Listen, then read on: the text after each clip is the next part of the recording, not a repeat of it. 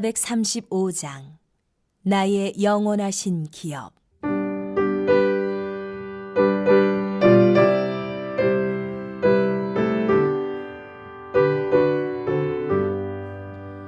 나의 영원하신 기업 생명보다 귀하다. 나의 갈 길 다가도록 나와 동행하소서. 주께로 가까이 주께로 가오니 나의 갈 길 다가도록 나와 동행하소서. 세상 복이 아닌 함과 모든 명예 버리고 험한 길을 가는 동안 나와 동행하소서. 주께로 가까이 주께로 가오니 나의 갈 길 다가도록 나와 동행하소서.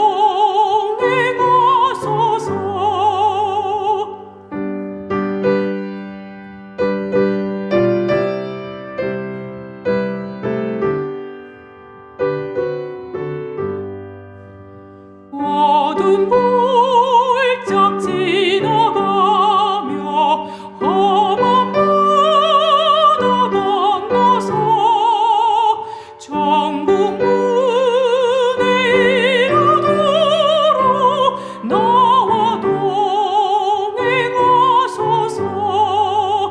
주께로 가까이 주께로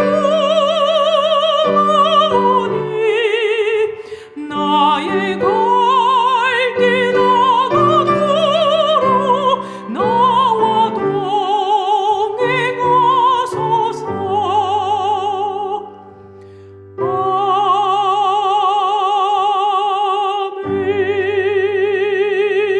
아멘.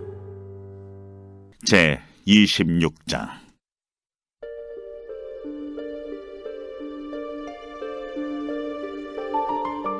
너희는 자기를 위하여 우상을 만들지 말지니 조각한 것이나 주상을 세우지 말며 너희 땅에 조각한 석상을 세우고 그에게 경배하지 말라.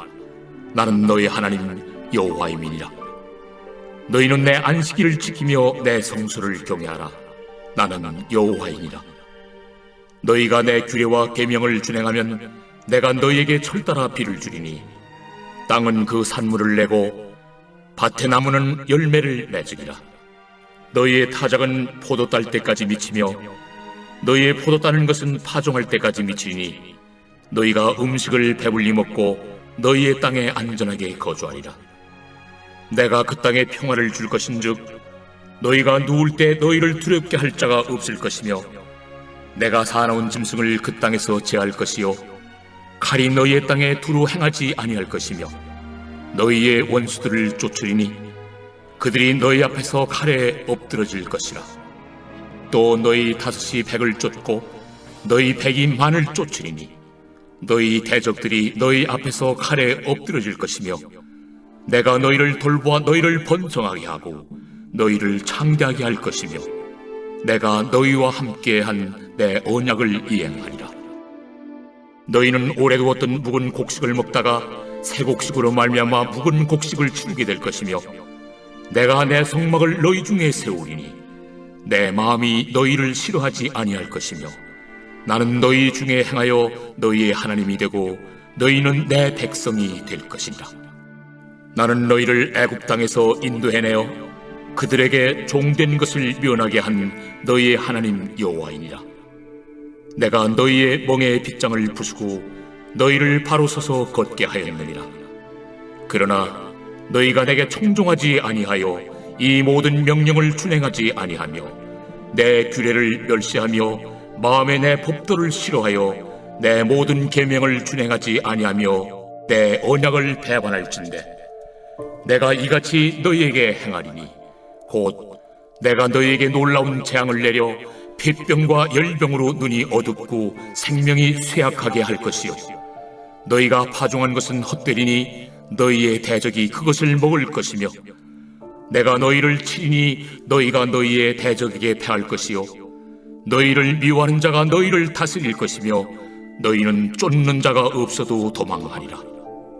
또 만일 너희가 그렇게까지 되어도 내게 청종하지 아니하면 너희의 죄로 말미암아 내가 너희를 7배나 더 징벌하리라. 내가 너희의 세력으로 말미암은 교만을 꺾고 너희의 하늘을 철과 같게 하며 너희 땅을 놋과 같게 하리니 너희의 수고가 헛될지라. 땅은 그 산물을 내지 아니하고 땅의 나무는 그 열매를 맺지 아니하리라. 너희가 나를 거슬러 내게 청종하지 아니할진대 내가 너희의 죄대로 너희에게 7배나 더 재앙을 내릴 것이라. 내가 들짐승을 너희 중에 보내리니 그것들이 너희의 자녀를 움키고 너의 가축을 멸하며 너희의 수요를 줄이니 너희의 길들이 황폐하리라. 이런 일을 당하여도 너희가 내게로 돌아오지 아니하고 내게 대항할진대 나 곧 나도 너희에게 대항하여 너희 죄로 말미암아 너희를 7배나 더 치리라. 내가 칼을 너희에게로 가져다가 언약을 어긴 원수를 갚을 것이며 너희가 성읍에 모일지라도 너희 중에 연병을 보내고 너희를 대적의 손에 넘길 것이며 내가 너희가 의뢰하는 양식을 끊을 때에 10여인이 한 화덕에서 너희 떡을 구워 저울에 달아주리니 너희가 먹어도 배부르지 아니하리라. 너희가 이같이 될지라도 내게 청종하지 아니하고 내게 대항할진대 내가 진노로 너희에게 대항하되 너희의 죄로 말미암아 7배나 더 징벌하리니 너희가 아들의 살을 먹을 것이요 딸의 살을 먹을 것이며 내가 너희의 산당들을 헐며 너희의 분향단들을 부수고 너희의 시체들을 부서진 우상들 위에 던지고 내 마음이 너희를 싫어할 것이며 내가 너희의 성읍을 황폐하게 하고 너희의 성소들을 황량하게 할 것이요 너희의 향기로운 냄새를 내가 흠양하지 아니하고 그 땅을 황무하게 하리니 거기 거주하는 너희의 원수들이 그것으로 말미암아 놀랄 것이며 내가 너희를 여러 민족 중에 흩을 것이요 내가 칼을 떼어 너희를 따르게 하리니 너희의 땅이 황무하며 너희의 성읍이 황폐하리라. 너희가 원수의 땅에 살 동안에 너희의 본토가 황무할 것이므로 땅이 안식을 누릴 것이라. 그때 땅이 안식을 누리리니 너희가 그 땅에 거주하는 동안 너희가 안식할 때 땅은 쉬지 못하였으나 그 땅이 황무할 동안에는 쉬게 되리라. 너희 남은 자에게는 그 원수들의 땅에서 내가 그들의 마음을 약하게 하리니 그들은 바람에 불린 잎사귀 소리에도 놀라 도망하기를 칼을 피하여 도망하듯 할 것이요 쫓는 자가 없어도 엎드러질 것이라.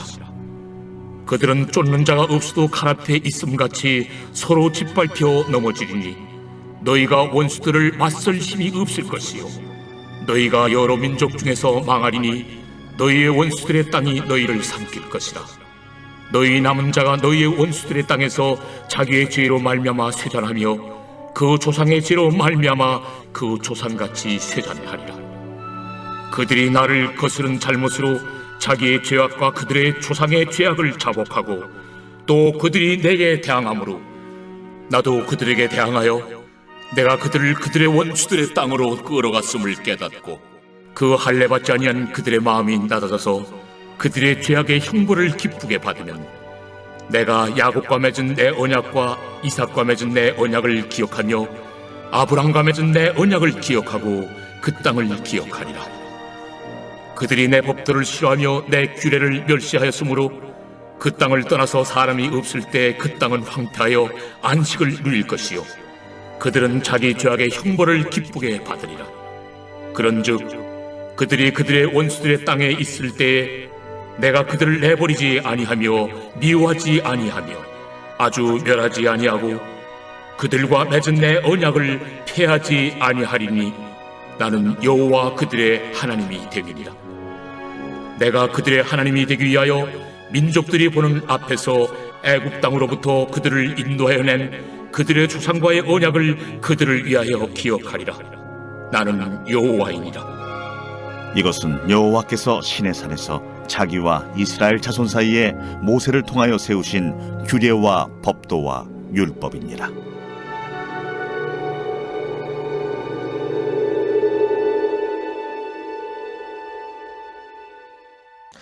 이 시간 함께 예배하시는 우리 사랑하는 성도님들의 삶과 가정 가운데 하나님으로부터 은혜와 평강이 넘쳐나기를 축복합니다. 오늘 우리가 함께 읽은 이 말씀은 이 축복과 저주에 대한 선언입니다. 하나님의 법을 잘 지키면 이 다양한 종류의 풍성한 복을 받을 것이고, 반대로 불순종하면 이 갖가지 다양한 종류의 재앙들이 찾아올 것이라는 이 경고의 메시지를 담아내고 있죠. 하나님은 자신의 백성들에게 복을 약속해 주시되 이 젖과 꿀이 흐르는 땅을 약속해 주셨습니다. 레위기 20장을 보면 내가 전에 너희에게 이르기를 너희가 그들의 땅을 기업으로 받을 것이라 내가 그 땅 곧 젖과 꿀이 흐르는 땅을 너희에게 주어 유업으로 삼게 하리라 하였노라 라고 말씀합니다. 여기서 말하는 이 젖과 꿀이 흐르는 땅이란 이 말 그대로 물질적으로 이 풍요로운 땅을 말합니다. 이 젖이란 이 가축으로부터 나오는 우유를 말하고 꿀이란 이 데바쉬라는 말로써 이 벌이나 과일에서 얻을 수 있는 그 꿀을 말하죠. 그러니까 이 젖과 꿀이 흐르는 땅이란 이 가축들이 너무 잘 자라고 이 과일도 넘치도록 생산되는 땅. 다시 말하면 이 목축과 농업이 아주 잘 되는 땅이라고 표현할 수 있는 것이죠. 그러나 실제로 이 가나안 땅을 보면 이 젖과 꿀이 흐르는 땅과는 매우 거리가 멀었던 것을 볼 수 있습니다. 이 팔레스타인 땅은 일부 평야지대를 제외하고 전 국토가 사실 이 돌밭 투성이입니다. 유대 전설에 그런 이야기가 있다고 하는데요. 하나님이 세상을 창조하시고 천사들에게 자갈과 바위를 지구 곳곳에 뿌리고 오라고 명령을 내렸는데 천사 한 명이 자갈과 바위를 수레에 싣고 가다가 다른 국가에 뿌릴 돌자루를 실수로 땅에 한 번에 다 쏟아버리게 되었는데 바로 그것이 팔레스타인 지역이라는 것입니다. 이 가나안은 그만큼 이 돌이 많은 땅이라는 것이죠. 표면적으로 보면 이 가나안 땅의 토양과 기후는 이 젖과 꿀이 흐르는 땅이 될 수 없습니다. 실제로 아브라함과 롯이 이 땅을 선택할 때 롯이 가나안 땅을 선택하지 않고 이 소돔과 고모라 땅을 선택하지 않았습니까? 그만큼 매력적이지 않은 땅이 가나안 땅이었다는 것입니다. 그러나 하나님께서 가나안을 이 젖과 꿀이 흐르는 땅이라고 소개하시는 이유가 무엇입니까? 이 젖과 꿀이란 이 땅의 비옥함에 달려있는 것이 아니라 바로 하나님 자신에 달려있음을 아셨기 때문입니다. 하나님의 은혜가 돌밭을 옥토가 되게 하며 그 은혜가 자갈밭을 30배, 60배, 100배의 결실을 맺는 이 비옥한 땅으로 만들어간다는 것을 아셨기에 이 가나안을 젖과 꿀이 흐르는 땅이라고 말씀하신 것이죠. 사랑하는 성도 여러분, 이 젖과 꿀이 흐르는 땅은 눈으로 보기에 비옥한 땅이 아닙니다. 우리 눈에 보기 좋은 땅이 젖과 꿀이 흐르는 땅처럼 보입니다. 실제로 민수기 16장을 보면 출애굽한 이스라엘 백성들은 이 광야 생활이 지속되자 이집트 땅을 이 젖과 꿀이 흐르는 땅이었다라고 고백하는 것을 볼 수 있죠. 이 사람의 눈으로 보면 이집트가 젖과 꿀이 흐르는 땅입니다. 이 나일강이나 티그리스 유프라테스 강 하역과 같이 비옥한 땅이 젖과 꿀이 흐르는 땅 아닙니까? 그러나 우리 하나님은 단 한 번도 이집트를 젖과 꿀이 흐르는 땅이라고 말씀하신 적이 없습니다. 이 상태는 좋지 않지만 하나님께서 주관하시는 곳이 축복의 땅이며 하나님의 통치가 있는 곳이 젖과 꿀이 흐르는 땅인 것이죠. 때로는 우리의 상황도 좋지 않아 보일 수 있습니다. 돌밭과 자갈밭만 있는 것처럼 보일 수도 있습니다. 그러나 하나님께서 주관하시면 그곳은 젖과 꿀이 흐르는 땅이라는 것을 기억하시기 바랍니다. 재정, 건강, 관계 등 상황이 좋지 않을지라도 하나님의 은혜가 함께한다면 그곳이 어디든지 여전히 소망이 있다고 말씀드릴 수 있는 것이죠. 우리 하나님은 우리의 모든 것을 주관하십니다. 하나님은 우리의 가정, 일터, 모든 삶의 자리를 비옥하게 하실 수 있는 분이십니다. 모든 것이 하나님께 있습니다. 이 사실을 믿음으로 고백하시는 저와 성도님들이 되시기를 주님의 이름으로 축복합니다. 삶의 자리에서 하나님의 은혜를 풍성하게 누리기 위해서는 말씀대로 순종하는 것이 필요합니다. 오늘 우리가 함께 읽은 이 말씀의 특징이 있다면 이 순종과 이 불순종의 결과를 아주 명확하게 나누고 있는 것입니다. 3절부터 13절 말씀은 순종했을 때 받게 되는 복에 대해서 이야기합니다. 3절을 보면 너희가 내 규례와 계명을 준행하면 내가 너희에게 철따라 비를 주리니 땅은 그 산물을 낸다라고 말씀하죠. 그리고 이어지는 14절부터 이 마지막 절까지는 이 불순종했을 때 받게 되는 저주를 기록하고 있습니다. 24절을 보면 그러나 너희가 내게 청종하지 아니하며 이 모든 명령을 준행하지 아니하며 내 규례를 멸시하며 마음에 내 법도를 싫어하여 내 모든 계명을 준행하지 아니하며 배반할진대 라고 말씀하고 있죠. 그러니까 순종하면 말 그대로 이 대박이 난다라는 거예요. 이 약속된 은혜를 풍성하게 누릴 수 있다는 것입니다. 이 가나안에서 안전하게 살 수 있고 평화로운 것이며 원수들이 침략해도 능히 이겨내는 놀라운 복들을 누리게 될 것이라는 말씀입니다.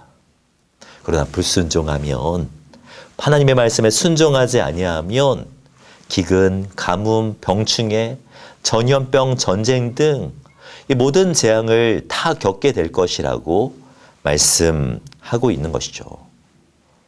축복과 저주, 저주와 축복이 어디에 달려있다고 말씀합니까? 하나님의 말씀에 순종하느냐에 달려있다는 것입니다. 실제로 이스라엘의 흥망성쇠는 이 하나님께 달려있었던 것을 볼 수 있습니다.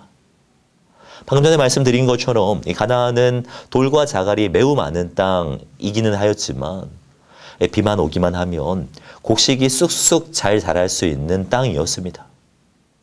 이른 비가 오면 파종하고 또 6개월이 지난 후에 늦은 비가 오면 풍성한 결실을 거둘 수 있었습니다.